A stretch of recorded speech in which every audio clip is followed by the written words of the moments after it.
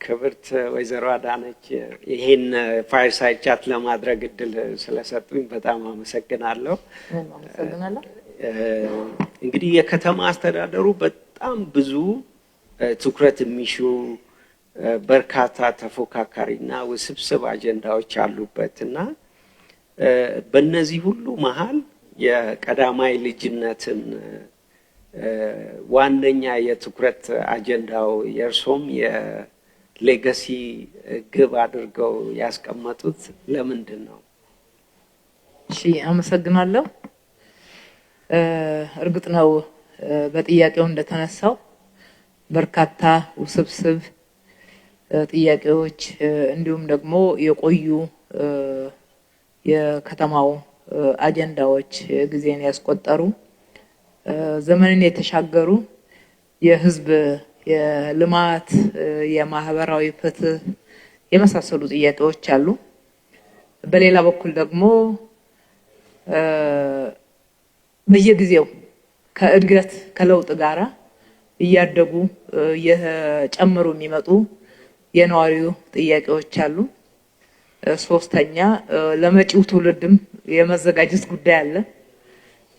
አራተኛ ደግሞ ድንገቴዎች አሉ። በድንገት የሚገጥሙን በድንገት የሚያጋጥሙን አጀንዳዎችም አሉ።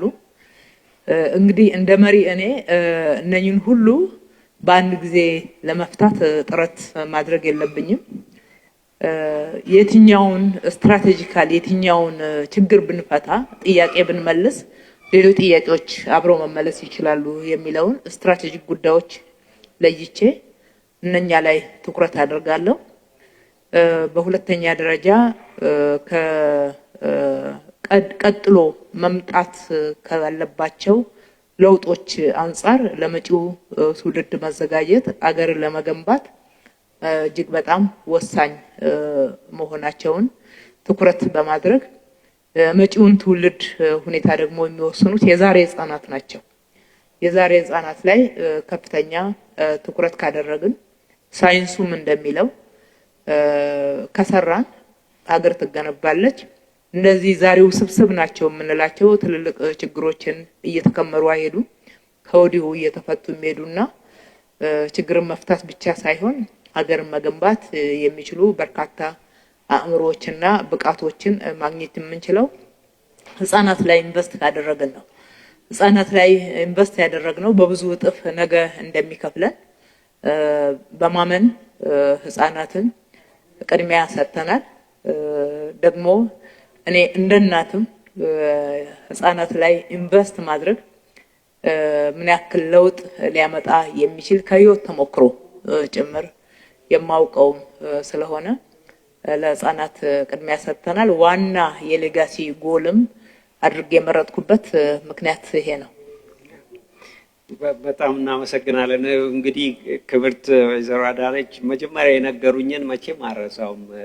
በአዲስ አበባ ከተማ ታሪክ የመጀመሪያዋ ሴት ከንቲባ ናትና ሴት ከንቲባ ሆኜ ከተማዋን ለልጆች ምቹ ለእናቶች ምቹ ካላረኩ ምንድነው የዚህ ስልጣን ጥቅሙ የሚል ነበረ የነገሩኝና ይሄን አሁን በተግባር ማሳየት ከመረጡት ግብም አንፃር ትኩረት አድርጎ መሄዶ በጣም የሚያስመሰግን ነው። ክብር ከንቲባ እንደው ይሄን ራዕዮትን ለማሳካት በጣም አምቢሽየስ የሆኑ አጀንዳዎችን ቀርጸው ነበረ። ለምሳሌ 5000 የሚደርሱ አዳዲስ የፓረንታል ኮችስን አሰልጥኖ መቅጠር፣ ከ12000 በላይ የልጆች መጫወቻ ቦታዎችን ለመገንባት፣ ከ1000 በላይ የዴይ ኬር ሴንተሮችን በከተማ ውስጥ ለማቋቋም እና ሌሎች እንደዚህ መሰል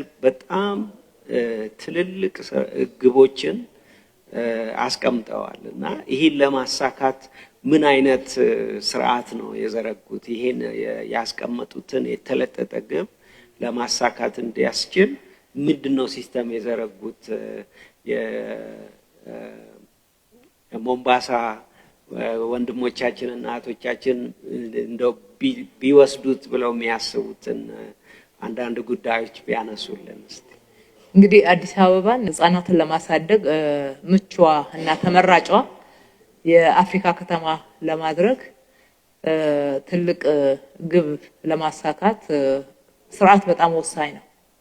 ይህንን ስርዓት ለመዘርጋት መጀመሪያ ያደረግነው ቤዝላይን ሰርቬይ የአዲስ አበባ ህጻናቶች አጠቃላይ የእድገት ደረጃቸው ምን ላይ ነው የሚገኘው የሚለውን ቤዝላይን ሰርቬይ አደረግን። ቤዝላይን ሰርቬው ሁለት ነገር ነው ያስረዳናል። አንደኛ የእድገት ደረጃው ያለበትን ደረጃ ያስረዳናል። በሌላ በኩል ደግሞ የችግሮቹ መንስኤዎች ምን እንደሆኑ የሚያስረዳ ነው።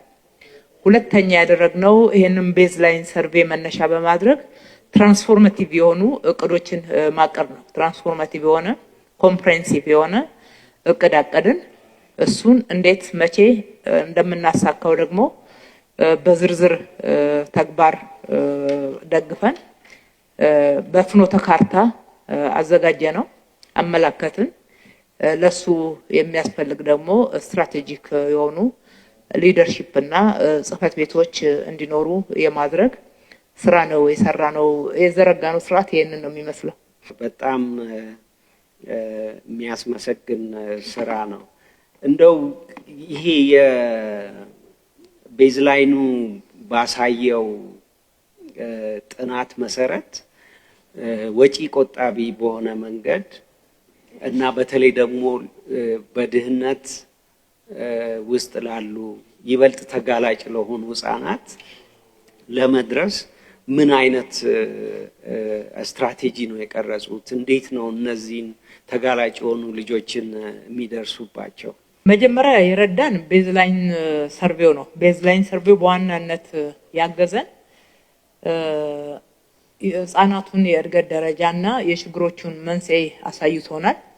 እሱም መነሻ አድርገን ሁሉንም ባንዴ መቀየር ስለማንችል የቱ ጋር ማትኮር እንዳለብን ከየቱ መጀመር እንዳለብን ቅደም ተከተል እንድናስይዝ አድርጎናል። ቤዝላይን ሰርቬው ህጻናቶቹ ጋር በቀላሉ መንገድ መድረስ የምንችልባቸው ስትራቴጂዎችን እንድንቀርጽ እሱን ደግሞ ግልጽ በሆነ ፍኖተ ካርታ ማመላከት እንድንችል አድርጎን በዝርዝር የትራንስፎርማቲቭ እቅዳችን ውስጥ አስቀመጥ ነው። እሱን መነሻ አድርገን ለሱ የሚያስፈልጉ ዋና መሰረታዊ የሆኑ ስራዎችን ሰራን። ለምሳሌ እናቶችን የሚያማክሩ ወላጆችን የሚያማክሩ 5000 ያክል የፓረንታል ኮቺንግ የምንላቸው ኦፊሰሮችን ወስነን እንድንቀጥር ያደረገን የእውቀት መጓደል እንዳለ በደንብ ስላሳየን ነው። እነሱ ጋር አይደለም እኛ ጋር ጭምር የእውቀት ህጻናት እንዴት መያዝ እንዳለብን፣ እንዴት ማሳደግ እንዳለብን፣ በምን መልኩ የህጻናት ሁለንተናዊ እድገት ሊመጣ እንደሚችል በቂ ግንዛቤ ስለሌለ ለዛ የሚያስፈልጉ እነኚህ ልጆች አሰልጥነን ውሳኔ ወስነን ልጆቹን ቀጥረን ወደ ወላጆች እንድንልክ ያደረገን መጀመሪያ ቤዝላይኑ ይሄንን ክፍተት ስላመላከተን ነው። ሁለተኛ ትምህርት ቤቶች ባሉን ተቋማት ላይ መስራት። ትምህርት ቤቶች አሉን፣ የተለያዩ ጤና ጣቢያዎች አሉን። በእነኚህ ላይ ለህፃናት እንዴት ነው ምቹ የምናረጋቸው? አዳዲስ ነገሮችን መስራት ብቻ ሳይሆን ያሉትን ራሱ ምቹ ማድረግ፣ መለወጥ፣ የጎደለውን መሙላት፣ በጎደለው መሙላት ደግሞ በትክክል ተጠቃሚነት እንዲረጋገጥ የማድረግ ስራዎችን ከነኚህ ከቤዝላይን ሰርቬይ ተነስተን ባገኘነው ግብአት አጥንተን ትምህርት ቤቶች ትራንስፎርም እንዲሆኑ፣ ጤና ጣቢያዎች ትራንስፎርም እንዲሆኑ እነኚህ ፓረንታል ኮቺንግ ላይ የሚሰሩ 5000 ወጣቶች በየሰፈራቸው በየአካባቢያቸው ተመድበው መስራት እንዲችሉ እንድናደርግ ይሄንን ቅደም ተከተል እንድናስይዝና ትኩረት ደግሞ የቱ ጋር ማድረግ እንዳለብን ያመላከተን በዚህ ልክ ነው። ክብርት ከንቲባ የመጨረሻ ጥያቄ እንግዲህ ይሄ ስራ ትልቅ ስቴክሆልደሮችን ማንቀሳቀስ የሚጠይቅ ነው። ከወላጆች ጀምሮ መምህራን፣ በየአካባቢው የሚኖሩ ማህበረሰብ አካላት የነሱን ተሳትፎ የሚጠይቅ ነውና እነዚህን አካላት አስተባብሮ ለማሰራት ምን አይነት ስልት ነው የተጠቀሙት? ምንስ ኪ ሌሰንስ ለዴሊጌሽኑ ሼር ማድረግ ይፈልጋሉ? ከዚህ አንፃር አመሰግናለሁ። ልክ ነው። በርካታ ስቴክ ሆልደርስ ናቸው ያሉት፣ ወላጆች፣ አሳዳጊዎች፣ መምህራን። እነኚህ ሁሉ እኛ ያስቀመጥነውን ይህን ራዕይ ኢንተርናላይዝ ካላደረጉት ወይም ደግሞ እነሱም ወደ የራሳቸው ስራን ባለቤት ሆነው ካልወሰዱት ጥሩ ውጤት ልናመጣ አንችልም። ስለዚህ ከነሱ ጋራ ማድረግ ያለብንን ተግባቦት ከፍተኛ ትኩረት ሰጥተን የሰራ ነው። አንደኛ እንዲያውቁት ግልጽነት እንዲፈጠር ማድረግ፣ ልጆችን በዚህ ደረጃ ሁለንተናዊ እድገት ለማምጣት የሚያስችል ውጤታማ ስራ መስራት እንደሚያስፈልግም እንዴት መስራት እንዳለበትም ለምን ይሄን መስራት እንዳለብንም ተደጋጋሚ ውይይቶች ማድረግ ነበረብን። ገጽ ለገጽ በተለያዩ አጫጭር ጽሁፎች በሚዲያ ጭምር እየተጠቀምን ግንዛቤው እንዲመጣ ተግባቦት ላይ መድረስ እንድንችል የመስራት ስራ ነው። ሁለተኛ በመንሰራው ውስጥ አሳተፍናቸው። እኛ እየሰራን ለነሱ ማስረዳት ማስተማር ሳይሆን አብረን እንድንሰራ ማድረግ፣ እነሱ ባለቤት ሆነው ስራውን እንዲሰሩት የማድረግ ነው። መምህራኖች በየትምህርት ቤቱ ብንሄድ ባለቤት ሆነው ነው የሚሰሩት። የህፃናት ክፍሎች በየጤና ጣቢያ ስንሄድ ባለቤት ሆነው ነው የሚሰሩት። ወላጆች የሚሳተፉባቸው የስራ ቦታዎችንና የስራ አይነቶችን ለይተናል። ወላጆች ይሳተፋሉ። ስለዚህ በባለቤትነት በጋራ እንድንይዘው ማድረጉ ተግባቦቱን እንዲሳለጥ አድርጎታልና እንዲፋጠንም አድርጎታል። ይህንን መነሻ በማድረግ እየሰራን ሳለን በተሳትፏቸውን በስራ ብቻ ሳይሆን በተለያየ በጉልበታቸው በገንዘባቸው የተለያዩ ነገሮች ማስተዋጽኦ እንዲያደርጉበትና ባለቤትነታቸው የበለጠ እንዲዳብር የማድረግ ስራ የሚጨምር ነው። እንግዲህ ወደ ተግዳሮት ስንመጣ የመጀመሪያው ተግዳሮት ከተለመደው አሰራር መውጣትና ወደ አዲሱ ስትራቴጂክ ግቦችን ለማሳካት ወደ አዲሱ አሰራር ለመግባት ተግዳሮት ገጥሞን ነበር። በተለይም በትምህርት ቤቶች ተማሪዎች ህፃናት በተለመደው ህፃናትን የማስተማር ዘዴ ሳይሆን በጨዋታ ቢማሩ ነው የተሻለ የሚረዱት፣ የሚገባቸው፣ ፈጣን የሚሆኑት፣ የተሻለ እድገት የሚያመጡት የሚለውን ለማስረዳት በጣም ጊዜ ወስዶብናል።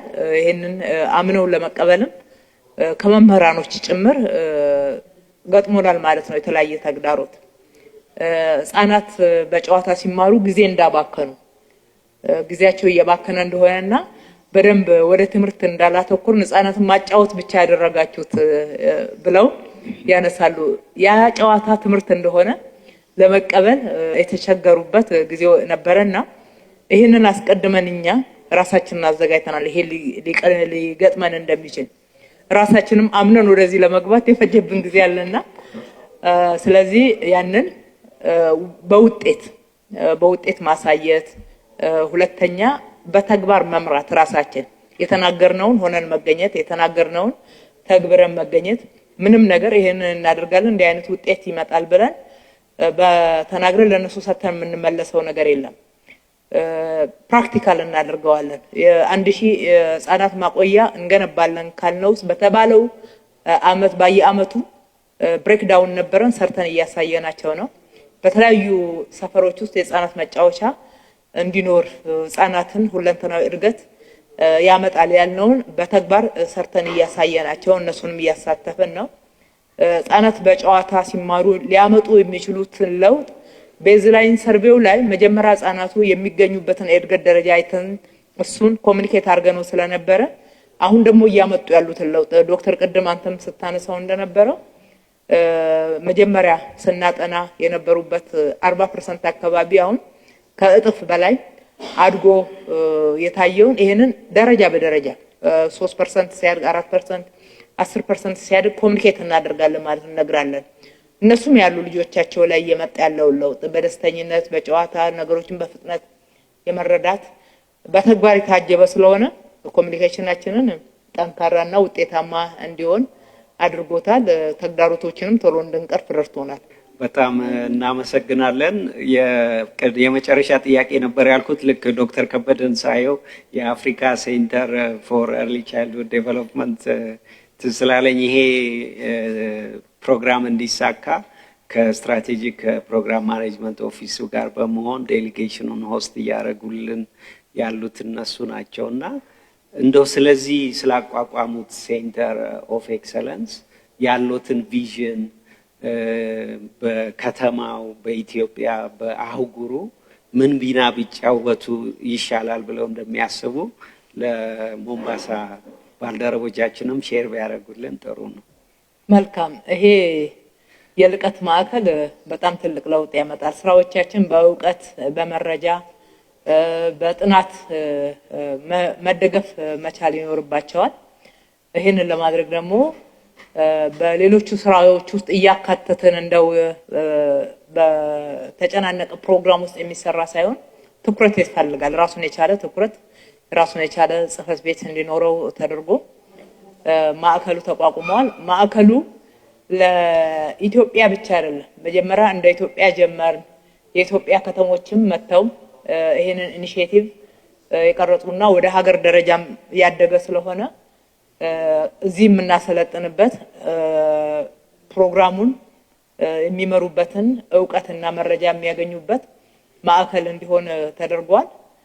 ነገር ግን ቅድም በንግግሬ በመክፈቻ እንኳን ደህና መጣችሁ በሚለው ንግግሬም እንዳነሳሁት አፍሪካውያን በጋራ መስራት አለብን። የባከነ ጊዜ አለን። ከፊታችን ያለው ጊዜ ደግሞ እንዲባከን እድል መስጠት የለብንም። አሁን እጅ ለእጅ ካልተያያዝን እስከዛሬ በአፍሪካ ላይ የነበረው ችግር ይቀጥላል። የኛ ልጆች የሚቀጥለው ትውልድ ህፃናት ይሄንን መሸከም የለባቸውም። ስለዚህ የአፍሪካ ልቀት ማዕከል እንዲሆን አድርገናል። የኢትዮጵያ ሳይሆን የአፍሪካ ልቀት ማዕከል ቅድም ዶክተር አንተም ስታነሳ የተለያዩ አፍሪካ ሀገራት ይሄን ኢኒሺዬቲቭ ወስደው እየሰሩበት ነው። ስለዚህ እንደ አፍሪካ የሚያገለግል አንድ ልቀት ማዕከል ሆኖ ለአፍሪካ ልጆች ዕውቀት፣ መረጃ፣ የምርምር ውጤቶች የሚገኙበትና እርስ በርሳችን የምንረዳዳበት የምንማማርበት ከአንድ ቦታ ብቻ አይደለም ልምድ የምናገኘው እርስ በርሳችን። ዛሬ ከአዲስ አበባ ያለውን ልምድ ለሞምባሳ እህትና ወንድሞቻችን እናካፍላለን። ነገ ከሞምባሳ እንማራለን፣ ከሌሎች የአፍሪካ ሀገራት እንማራለን።